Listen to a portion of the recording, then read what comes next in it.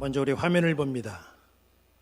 이 그림은 헝가리 화가 미할리 문카치가 그린 빌라도 앞에 서 있는 그리스도라라고 하는 제목의 그림입니다. 그림을 보면 빌라도 주변에 있는 어떤 사람들은 빌라도에게 예수님이 사형을 받아야 하는 그 이유를 열심히 설명을 합니다. 또 다른 사람들은 이 요구에 대해서 빌라도가 어떤 결정을 내릴지 빌라도의 소리에 귀를 기울입니다. 그리고 빌라도는 무언가 깊이 생각하고 있습니다. 이 그림에서 주목해야 될 부분은 빌라도의 손가락입니다. 빌라도는 어떤 결정이 나에게 유리한지 손가락으로 이의 득실을 계산하고 있습니다. 주님이 가신 십자가의 길을 생각하는 이 사순절기에 오늘 우리가 살펴봐야 될 사람은 예수님 당시에 유대 총독으로 부임해서 유대 땅을 10년 동안 통치했던 우리 빌라도입니다. 복음서에 나오는 빌라도의 모습을 보면 성품이 그다지 나쁘지 않은 사람처럼 보이죠. 빌라도는 가능하면 예수님을 풀어주려고 했습니다. 그런 모습을 보면 이 사람이 헤롯이나 유대 지도자들보다는 훨씬 부드럽고 괜찮은 사람으로 보입니다. 빌라도가 실제로 그렇게 관대한 인물이었을까요? 빌라도는 예수님이 26살 되신 해에 유대 총독으로 부임을 했습니다. 그리고 10년 동안 유대 땅을 통치를 했어요. 그 당시 유대에는 요세푸스라고 하는 역사학자가 있었습니다. 화면에 보시는 초상화, 바로 이 사람이 요세푸스입니다. 요세푸스는 로마에 대항하는 유대 반란 사건, 그리고 유대 역사에 대해서 중요한 책들을 썼습니다. 유대 전쟁사, 그리고 유대 고대사가 요세푸스가 쓴 중요한 책입니다. 요세푸스는 그의 책을 쓰면서 빌라도에 대한 내용도 그 책에 기록을 해놨는데 유대 땅에서 저지른 빌라도의 만행 몇 가지를 책에 폭로를 했습니다. 그 첫째가 황제 깃발 사건입니다. 화면에 보시는 깃발은 로마 군기입니다. 빌라도는 유대 총독으로 부임한 직후에 로마 황제 형상이 그려진 군기를 예루살렘으로 옮기는 일을 추진을 합니다. 유대인들에게 있어서 예루살렘은 성전이 있는 아주 굉장히 거룩한 땅, 거룩한 곳으로 그들은 그렇게 여기고 있죠. 다윗 때의 법궤를 예루살렘으로 옮기고 예루살렘 시온산을 하나님의 성산이라, 거룩한 곳이라 그렇게 여겼습니다. 로마는 유대를 침공하고 식민지화했지만 총독부를 유대 중심지인 예루살렘에 두질 않았습니다. 예루살렘에서 멀리 떨어진 가이사라, 거기다가 총독부를 뒀어요. 가능하면 예루살렘에는 로마의 흔적을 보이질 않았습니다. 그 이유는 예루살렘을 거룩한 곳으로 여기는 이 유대인들의 정서를 고려하고 그들을 자극하지 않기 위해서 그렇게 한 겁니다. 그런데 빌라도가 부임해서 상황이 달라졌어요. 정책이 달라졌습니다. 빌라도는 유대인들이 하나님의 성산으로 여기는 이 예루살렘에 로마 황제의 형상이 그려진 깃발을 세우려고 계획을 세웠습니다. 그리고 밤에 군사들을 예루살렘으로 이동시키고 이 일을 감행을 했어요. 그것을 본 유대인들이 반발을 했습니다. 그리고 깃발 철수를 요구했어요. 빌라도는 그렇게 요구하는 유대인들을 무자비하게 진압하면서 그 과정에서 수많은 유대인들이 학살을 당합니다. 유대인들이 아주 강력하게 반발하고 죽음을 불사하고 그렇게 대항하니까 사태가 점점 커지게 되고, 그래서 빌라도는 할 수 없이 군기를 철수하고 사태가 마무리됩니다. 두 번째 사건을 보면 헌금 횡령 사건이 있었어요. 빌라도는 제사장들과 모의해서 하나님 앞에 바쳐진, 성전에 바쳐진 이 헌금을 빼돌렸습니다. 그리고 그 헌금으로 대대적인 수로 공사를 했어요. 예루살렘 밖에서 물을 끌어들이는 대규모 수로 공사했던 거죠. 유대인들은 공사에 소요되는 비용이 성전에 바쳐진 헌금이었다는 사실을 알게 되고 상당히 분노합니다. 그래서 분노한 유대인들이 가만히 있지 아니하고 대대적인 시위를 했어요. 빌라도도 거기에 물러서질 않았습니다. 군대를 동원해서 강력하게 진압하라 그렇게 명령을 했고, 그 과정에서 상당수 유대인들이 살육을 당했습니다. 세 번째 어떤 사건이 있었냐 하면 사마리아 보물 사건이에요. 그 당시 유대 사회에 떠도는 소문이 있었습니다. 광야 생활을 마친 이스라엘이 가나안에 진입하면서 그리심산에다가 성전 보물을 숨겨놨다는 소문이에요. 우리가 다 알다시피 광야에서 성막이 지어지잖아요. 성막이 지어질 때에 거기에 들어간 금이 어마어마합니다. 그런 보물들이 그리심산에 숨겨져 있다는 거예요. 그거 찾겠다고 사람들이 몰려드는 겁니다. 어디에 뭐가 있다 그러면 사람들이 잘 몰려다니잖아요. 몇 년 전에도 우리나라에 운석이 집중적으로 떨어진 지역이 있다 소문이 나니까 사람들이 그 운석 찾겠다고 그것으로 몰려든 일이 있는 거 우리는 언론을 통해서 잘 알고 있습니다. 예수님 당시에도 보물에 대한 소문이 있었어요. 그래서 사람들은 보물을 찾기 위해서 그리심산으로 몰려들었어요. 식민지를 지배하는 사람들이 제일 신경 쓰는 게 뭐냐면 사람들 모이는 거예요. 모이면 시위할 수 있고 폭동 일으킬 수 있고 반란을 일으킬까 봐 가급적이면 모이질 못하게 합니다. 유대인들이 보물 찾겠다고 그리심산으로 막 몰려드니까 빌라도가 그 광경을 보고 긴장했어요. 그래서 빌라도는 모여드는 사람들에게 흩어지라고 경고했습니다. 그런데 유대인들이 말을 안 들어요. 보물 찾겠다고 그리심산으로 계속 모여들었습니다. 경고가 통하지 않으니까 빌라도는 군대를 동원해서 아주 잔인하게 진압을 했습니다. 이때에도 수많은 유대인들이 학살당했습니다. 네 번째 어떤 사건이 있었냐면 갈릴리 사람들을 학살하는 그런 사건이 있었습니다. 이 사건은 성경에 나와 있어요. 누가복음 13장 1절을 봅니다. 그때 마침 두어 사람이 와서 빌라도가 어떤 갈릴리 사람들의 피를 그들의 제물에 섞은 일로 예수께 아뢰니. 화면에 보시는 것처럼 로마는 성전 한 모서리에다가 요새를 세웠어요. 일종의 감시탑이 설치되어 있는 겁니다. 예배하러 모인 사람들의 동향을 감시하기 위해서 그런 거예요. 유대인들이 성전에 모여가지고 혹시 로마 비판하고 있는 건 아닌지, 저것들이 폭동을 선동하는 건 아닌지 감시탑에서 주시해 보고 있습니다. 역사가 요세푸스의 말에 의하면 갈릴리 사람들이 어느 날 예배하고 제사하기 위하여서 3,000명가량이 이 예루살렘 성전을 찾아왔다고 합니다. 감시탑에서 보고 깜짝 놀라 긴장했어요. 갈릴리 사람들은 특별히 로마에 대한 반골 기질이 강한 사람들입니다. 갈릴리 사람들 수천 명이 예루살렘 성전에 움집했다는 사실이 빌라도에게 보고됐습니다. 보고를 받은 빌라도는 즉시 해산시키라고 명령을 했어요. 그리고 저항하는 사람들은 다 죽여라 명령을 했습니다.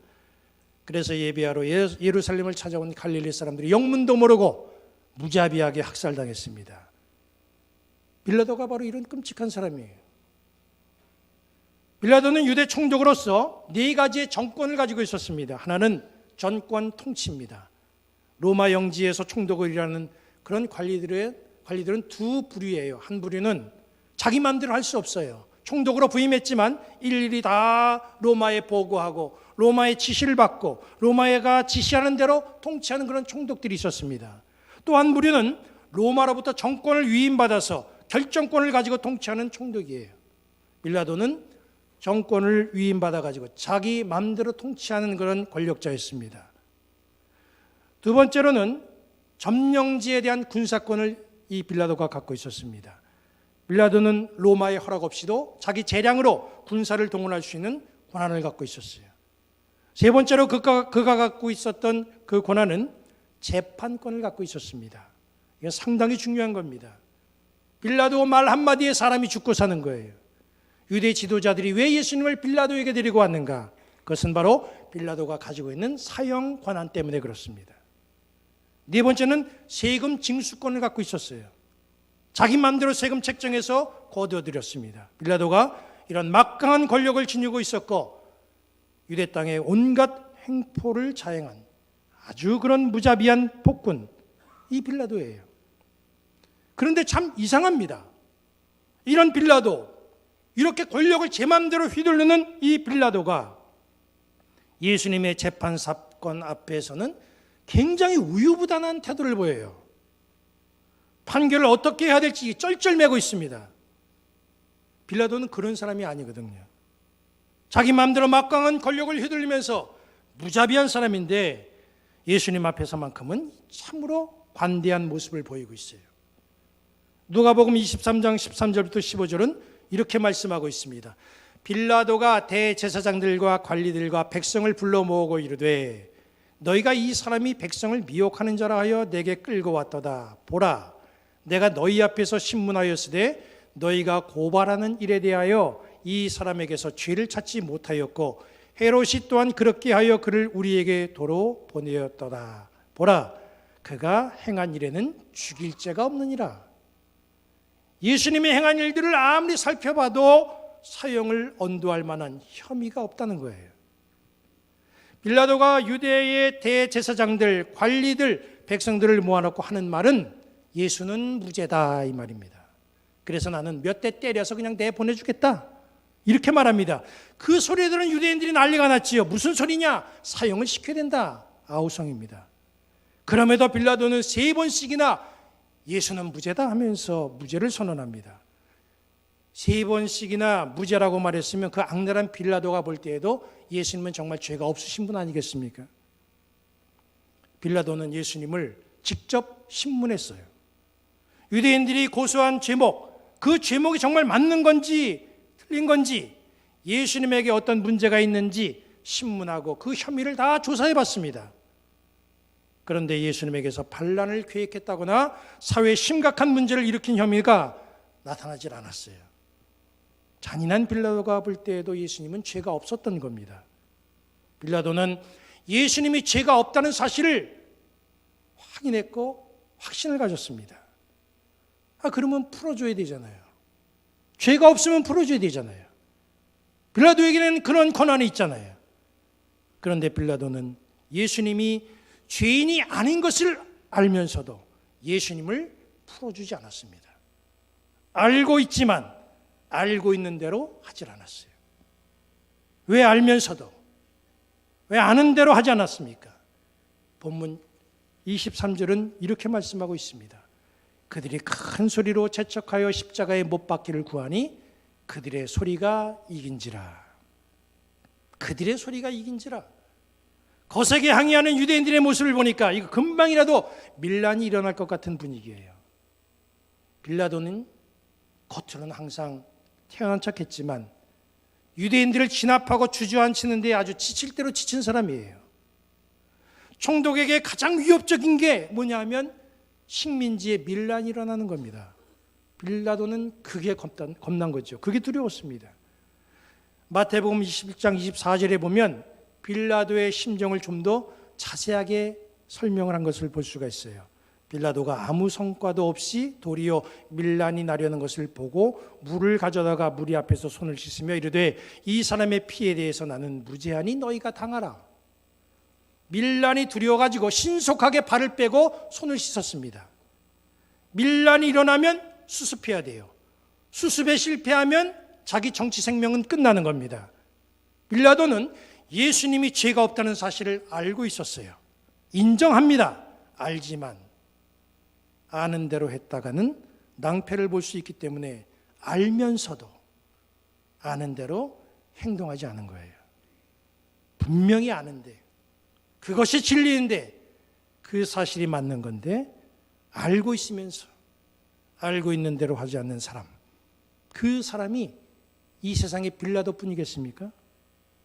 여기 앉아있는 우리는 알고 있는 대로 행하는 사람입니까? 우리에게 진리를 알려주는 중요한 것이 있죠. 바로 주님의 말씀, 성경이잖아요. 우리는 늘 삶의 표준으로 여기는 이 하나님의 말씀, 성경을 읽어왔고 들어왔고 배워왔습니다. 그래서 이 성경에 대해서 우리는 많이 알고 있습니다. 성경을 어느 정도 읽고 성경 공부하고 은혜도 좀 받으면 설교 제목만 들어도 어떤 말씀이 나올지 다 예상할 수 있어요. 그 정도로 우리는 말씀을 알고 있습니다. 그런데 내가 알고 있는 말씀대로 하고 있습니까? 말씀은 알고 있는데 왜 말씀대로 하기를 주저할까요? 성경도 알고 진리도 알고 원칙도 알지만 그렇게 살다가는 손해가 따른다는 생각 때문입니다. 실제로 그래요. 우리가 신앙을 가지고 하나님의 백성으로 살아가고 있지만 성경대로 살면 손해가 날 수 있다. 이런 것들이 있어요. 한 가지 예를 들어볼까요? 시편 15편 1절을 봅니다. 여호와여 주의 장막에 머물 자 누구오며 주의 성산에 사는 자 누구오니까. 시편 기자는 주의 장막, 주의 성산에 오를 수 있는 자격자, 하나님을 대면할 수 있는 자격자에 대해서 화두를 던졌어요. 여기에 대해서 시편 15편 5절은 이렇게 답을 냅니다.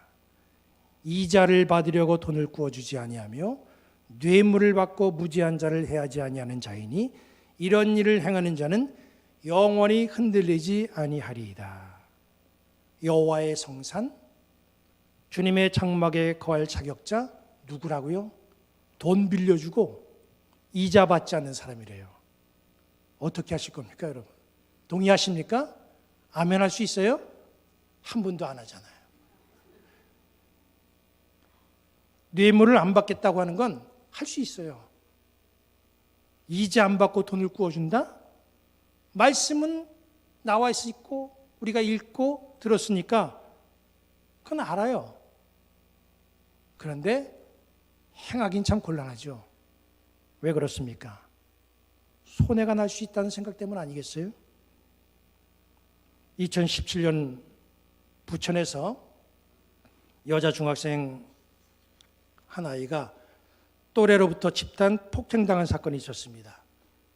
아이가 매를 심하게 맞고 피 흘리면서 도망하면서 주위에 있는 사람들에게 살려달라고 도움을 요청했는데 사람들이 다 외면하더라는 거예요.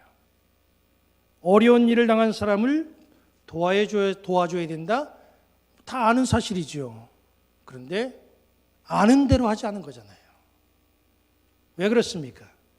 거기에 상관했다가는 손해가 날 수 있다는 생각 때문 아니겠습니까?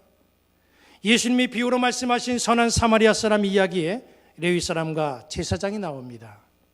이들은 강도를 만나 피 흘린 사람을 황급히 피해가지고 도망갑니다. 왜 그랬습니까? 약자를 보호해야 된다? 이건 다 알고 있는 사실이에요. 하지만 죽어가는 사람을 상대한다거나 피를 묻히는 건 이건 제사장으로서 레위인으로서 손해날 수 있다는 생각 때문에 그런 거죠. 빌라도는 알고 있었습니다. 예수님이 죄가 없다는 사실을 확신했어요. 그런데 행동은 달랐습니다. 예수님을 십자가형에 처하도록 유대인들에게 넘겨줬어요. 알고 있는 대로 하지 않았습니다. 우리는 신앙생활하면서 신앙에 대해서 점점 깊이 알아갑니다. 말씀을 알아갑니다. 분별력을 알아갑니다. 참과 거짓을 알아갑니다. 그런데 그렇게 해서 알게 된 것, 알고 있는 대로 하고 있습니까? 알고 있는 것과는 상관없이 빌라도처럼 열심히 손가락 움직이며 이해득실을 따져보는 거 아닙니까? 자기에게 손해가 될까 봐. 알고 있는 대로 하지 않았던 빌라도, 그가 어떻게 됐습니까? 그 사람 선택 잘한 겁니까?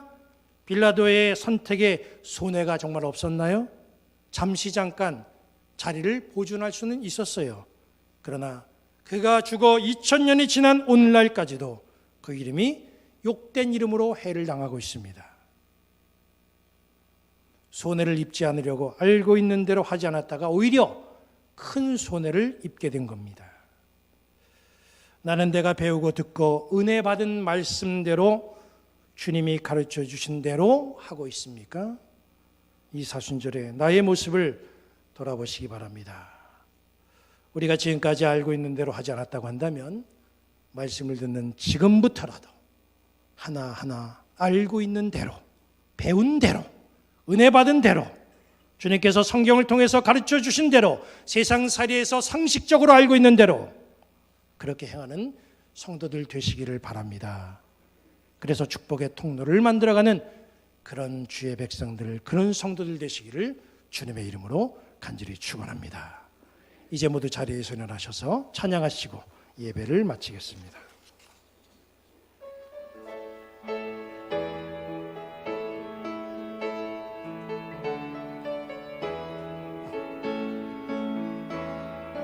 우리의 어두운 눈이 그를 미워했고 우리의 캄캄한 마음이 그를 몰랐으며 우리의 무지한 채찍질로 그를 내리쳤고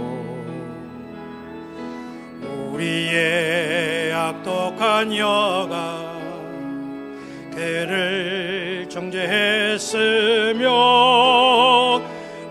우리의 폭력의 손길이 그 멍멍 늘게 때렸으며 살인자의 본마다 우리는 그를 찔렀소.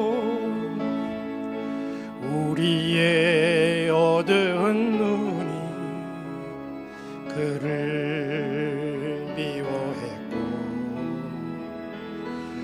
우리의 캄캄한 마음이 그를 몰랐으며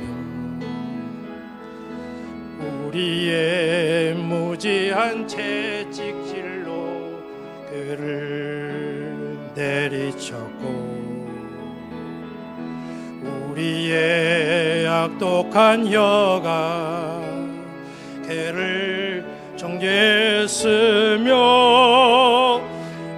우리의 폭력의 손길이 그 멍멍 늘게 때렸으며 살인자의 본마다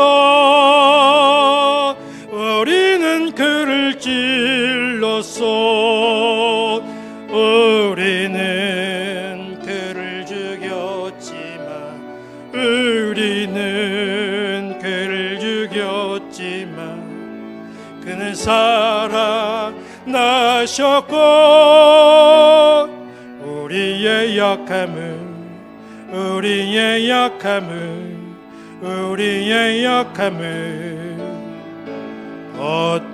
벗기셨소.